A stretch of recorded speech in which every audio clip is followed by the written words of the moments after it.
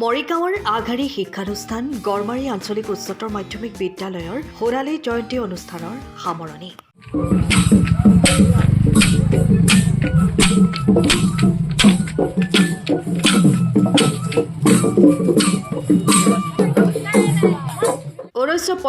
চনতে প্ৰতিষ্ঠা লাভ কৰা মৰিগাঁও গড়মাৰী অঞ্চলৰ একমাত্ৰ শিক্ষানুষ্ঠান গড়মাৰী উচ্চতৰ মাধ্যমিক বিদ্যালয় পাৰ কৰিলে ৫০টি বছৰ।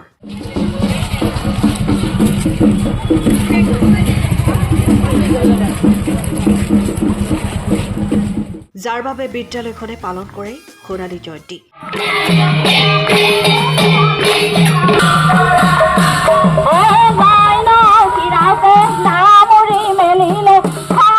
তিনিদিনীয়া বৰ্ণাঢ্য কাৰ্যসূচীৰে অনুষ্ঠিত হোৱা সোণালী জয়ন্তী অনুষ্ঠানৰ আজি অন্তিমটো দিন।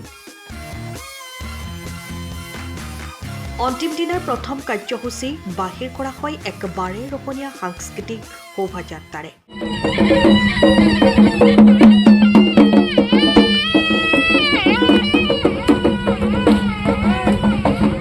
বৰ্তমানৰ ছাত্ৰ ছাত্ৰীৰ লগতে সাংস্কৃতিক শোভাযাত্ৰাত অংশগ্ৰহণ কৰে নপুৰণি ছাত্ৰ ছাত্ৰীসকলে।